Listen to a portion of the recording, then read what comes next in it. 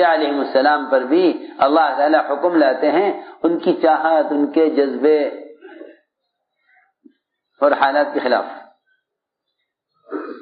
ابراہیم علیہ السلام کو حکم دیا کہ بیٹے کو ذبح کریں، کیوں نہیں؟ کیوں کا سوال نہیں ہے، اگر پوچھ لیا کیوں تو اس کا مطلب یہ ہوا کہ پھر تم نے حکم اپنی سمجھ سے پورا کیا ہے، ہمارے حکم سے پورا نہیں کیا۔ ہاں یہ اصل بات ہے۔ عبدیت کا اور غلام پنے کا تو تقاضا یہ ہے کہ تم وجہ معلوم مت کرو، وجہ معلوم مت کرو۔ جی ہاں، عجیب بات ہے کہ اللہ نے بھی نبی کا امتحان اس طرح لیا اور نبی نے بھی صحابی کا امتحان اسی طرح لیا۔ یہ میری بات یاد رکھیو، اللہ نے نبی کا امتحان اسی طرح لیا اور نبی نے صحابی کا امتحان اسی طرح لیا۔ وہ توجہ سے بات سننا، حکم دیا اللہ تعالی نے ابراہیم علیہ السلام کو کہ بیٹے کو ذبح کر دو، انہوں نے وجہ نہیں معلوم کی کہ کیا وجہ ہوئی۔ کسی بڑے آدمی کو ذبح کیا جاوے تو ہو سکتا ہے کہ اس نے کوئی قتل کیا ہو، اس نے کوئی گناہ کیا ہو،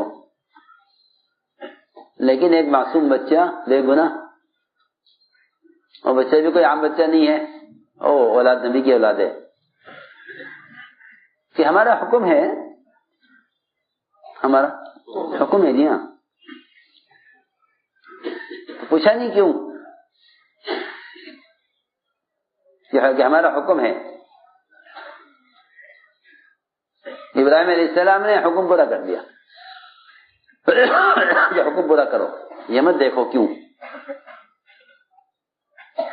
تو حضور اکرم صلی اللہ علیہ وسلم نے بھی ایک صحابی کو پکڑا جو اپنے باپ سے سب سے زیادہ محبت کرتے تھے، سب سے زیادہ خدمت کرنے والے، اپنے باپ سے صلہ رحمی کرنے والے، اپنے باپ سے محبت کرنے والے، ان کو بلایا یہاں ہو۔ وہ آئے کیا حکم ہے؟ فرمایا جاؤ اپنے باپ کا سر کاٹ کر لاؤ۔ تو روایت میں ہے کہ وہ دوڑے فوراً، پوچھا کہاں جا رہے ہو؟ عرض کہ یا رسول اللہ آپ کا حکم ہے باپ کا سر کاٹ کر آنے کا، میں باپ کا سر لینے کے لیے جا رہا ہوں، میں اس کے علاوہ میں کچھ نہیں جانتا۔ جی ہاں، نہ کوئی تاخیر کی اور نہ کوئی وجہ معلوم کی کہ وجہ بتا دیجیے۔ حکم سے انکار نہیں ہے، حکم تو پورا کریں گے، لیکن وجہ معلوم کرنا چاہتے ہیں۔ جی ہاں، سنو بات، وجہ معلوم کرنے کا مطلب یہ ہے کہ پھر تم حکم سے نہیں ذبح کرو گے باپ کو، وجہ سے ذبح کرو گے۔ ہماری بات سمجھ میں آ رہی ہے؟ ہاں، باپ کو ذبح کرو گے کس سے؟ وجہ سے، یہ وجہ ہوئی تھی۔ اللہ کے رسول کا کوئی حکم کسی وجہ پر موقوف نہیں ہے کہ ایسے یہ وجہ ہے تو کر دیتے ہیں حکم پورا، یہ نہیں۔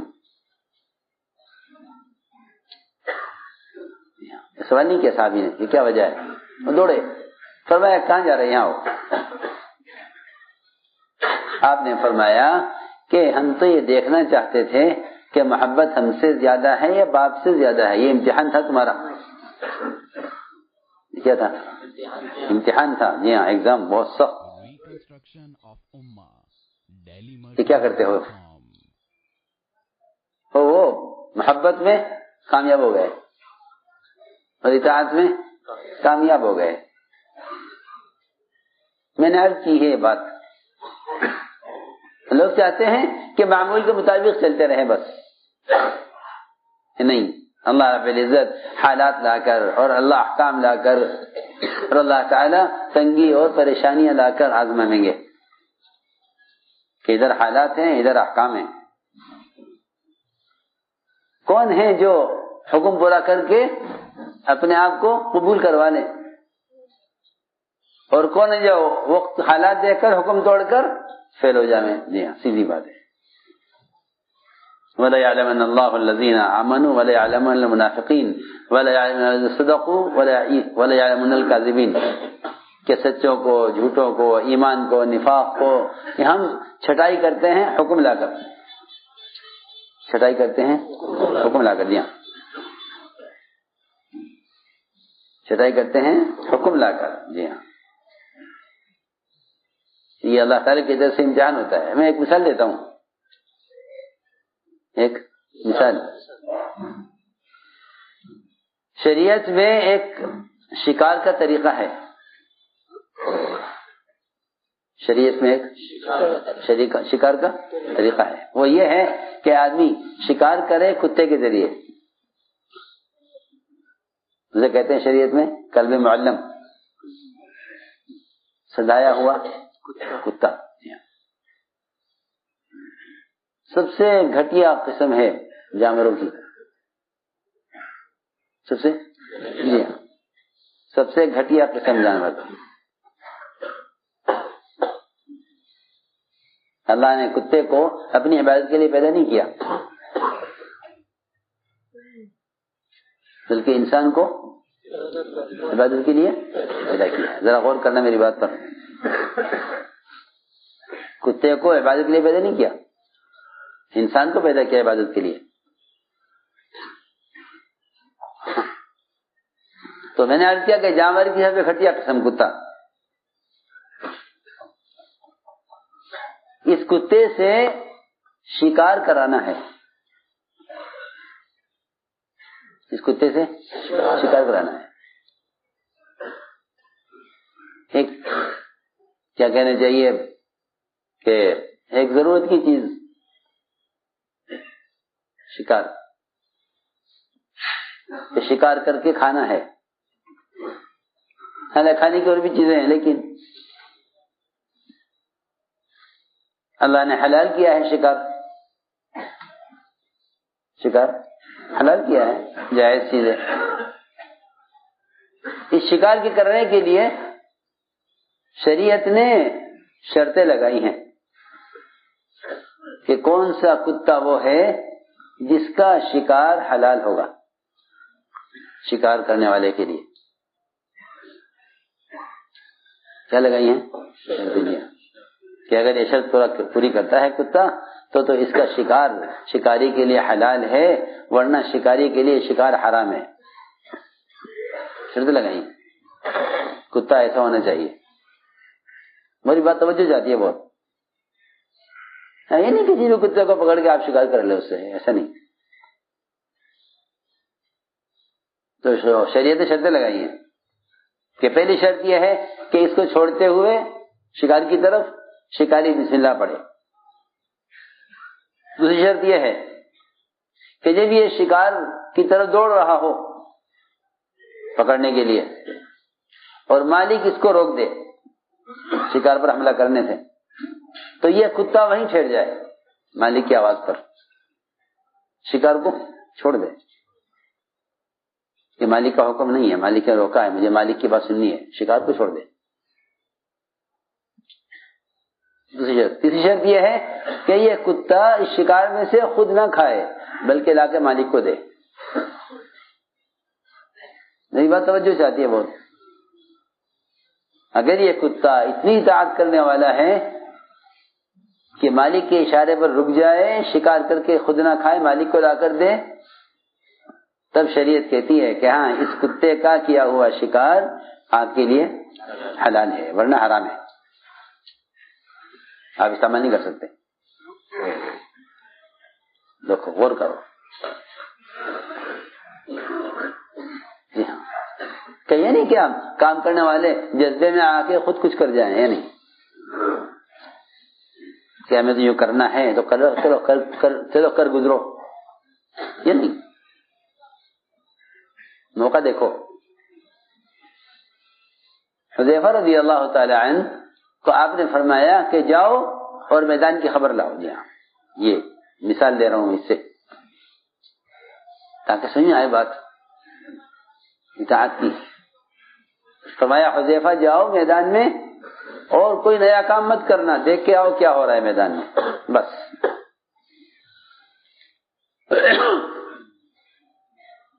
وہاں گئے، سردی تھی، مشرکین سب سوئے ہوئے تھے، اور ابو سفیان جو سارے مشرکین کے سپہ سالار اب اسلام نہیں لائے تھے، وہ اکیلے بیٹھے ہاتھ تاپ رہے تھے آگ پر. تو حذیفہ کو خیال آیا کہ موقع اچھا ہے، موقع بہت اچھا ہے، اس کو قتل کر دو، یہ قتل ہو جائے گا ان کا سپہ سالار فوج کا، تو مشرکین کے پاؤں کھڑ جائیں گے، جب ان کا کمانڈر مارا جائے گا تو ان کی فوج بکھر جائے گی، موقع اچھا ہے۔ اب پوچھنے جائیں گے تو یہ موقع ہاتھ سے نکل جائے گا، سنو غور سے، پوچھنے جائیں گے تو موقع ہاتھ سے نکل جائے گا، یہ موقع پھر ملے، یہ موقع پھر ملے نہ ملے، چلو نکالو تیر اور اسے قتل کر دو۔ تیر نکال لیا سرکش میں سے اور نشانہ بنا لیا کہ سارے مشرکین کے سپہ سالار مارا جائے گا، مشرکین کے حوصلے پست ہو جائیں گے، ٹوٹ جائیں گے اور میدان ہاتھ آ جائے گا۔ جب قتل کرنے کے ارادے کیا، نشانہ لگایا تو یاد آیا کہ نہیں، مجھ سے کہا گیا تھا کوئی نیا کام مت کرنا، مجھ سے کوئی نیا کام مت کرنا۔ یہ یاد آتے ہی ہدایت ملی تھی کہ کوئی نیا کام مت کرنا۔ تو روایت میں ہے حذیفہ نے وہی تیر واپس رکھ لیا، نا اس کو چھوڑ دو، اس لیے کہ مجھ سے کہا گیا تھا کوئی نیا کام مت کرنا۔ ہاں کر لیتے تو کوئی ملامت نہ کرتا ہے ان کو، مگر یہ خیال آیا کہ نہیں، یہ نہیں کرنا چاہیے، ہم سے جو کہا گیا ہے وہ کریں، چھوڑ دیا اور چھوڑ کے واپس آ گئے۔ اللہ کی شان اس بات پر عمل کیا، آپ کھڑے مت رہیں کوئی بھی، یہ کوئی تماشا نہیں ہے کہ آدمی کھڑے ہو کے بیان سنے، یا کوئی طریقہ بات سننے کا نہیں ہے، یہاں جگہ نہیں ہے، اندر چلے جاؤ، اوپر چلے جاؤ، یہاں مت کھڑے ہو۔ یہ ہاتھ باندھ کے کھڑا ہونا جو ہے میلوں کی طرح اور مداریوں کی طرح، یہ طریقہ نہیں ہے بات کے سننے کا، سب بیٹھ کے بات سنیں دھیان سے۔ تو اللہ تعالیٰ نے کیا دکھلایا کہ تم نے نبی کی ہدایت پر عمل کیا، نبی کی ہدایت پر عمل کیا، اپنی چاہت کو چھوڑ دیا۔ اللہ تعالیٰ نے ابو سفیان کو ہدایت دی، ان سے کام لیا۔ جی ہاں، قتل کر دیتے تو یہ کہاں جاتے؟ جہنم میں جاتے، سیدھی بات ہے۔ وہاں سے آگے بڑھے تو 30 فرشتے ملے حذیفہ کو، کنہیں 30 فرشتے گھوڑے پر سوار، فرشتوں سے ملاقات ہوئی کہ سلام کہنا نبی سے اور کہہ دینا کہ اللہ کی طرف سے فتح کا فیصلہ ہو گیا ہے، خوشخبری سنا دو۔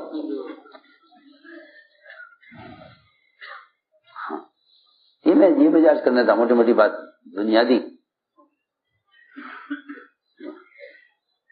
کیونکہ سارے دین کی دعوت کی بنیاد تو اطاعت پر ہے۔ آدمی اگر چاہت پر چلے تو یہ خواہش ہے، قربانی نہیں ہے۔ کیا ہے؟ خواہش کیا؟ اللہ آزماتے ہیں، اللہ آزماتے ہیں۔ آپ حضور اکرم صلی اللہ علیہ وسلم سارے صحابہ کو ساتھ لے کر پہنچے عمرے کے لیے حدیبیہ میں، جذبہ عمرہ کرنے کا، عبادت ہے، بیت اللہ ہے، طواف ہے، اپنا وطن ہے، سنو اپنا وطن، جی ہاں، مہاجرین کا، اللہ کا گھر کسی کی جاگیر نہیں ہے، سب کا بیت اللہ، وہاں روک دیا گیا، نہ عمرہ کرنے دیں گے، جی ہاں، اور نہ رسول اللہ لکھنے دیں گے، اور آپ کو واپس جانا پڑے گا، اور وہ شرطیں لگائیں گے۔ جی ہاں، تو اللہ نے آزمایا کہ دیکھنا ہے اس وقت کہ یہ عمرہ کرنے کے لیے ان سے مقابلہ کرتے ہیں، یہ ہمارا حکم مان کر، مشرکین کی بات سن کر، ان کی ساری شرائط قبول کر کے ہماری بات مانتے ہیں، واپس ہوتے ہیں، یا یہ عمرہ کرنے پر زبردستی کرتے ہیں۔ ہم انہیں آزمائیں گے، ہم ان کو آزمائیں گے۔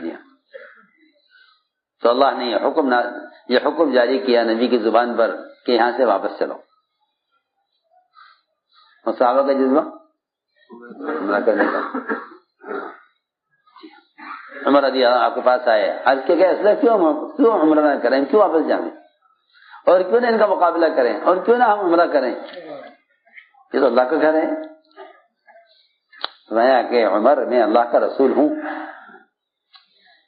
میں اللہ کا رسول ہوں۔ جی ہاں، ہمارا آپ کا جذبہ کچھ بھی ہو، لیکن حکم کیا؟ حکم سارے جذبات سے اونچا ہے، اس لیے کہ حکم ہے اسی لیے تاکہ تم اچھے جذبے کو قربان کرو حکم پر۔ تمہارا جذبہ ہے، اچھا جذبہ ہے، میری بات دھیان سے سننا، زنا نہ کرنا، شراب نہ پینا، نماز نہ چھوڑنا، جی ہاں سنو اور سے، چوری نہ کرنا، بے شک یہ بھی احکام ہے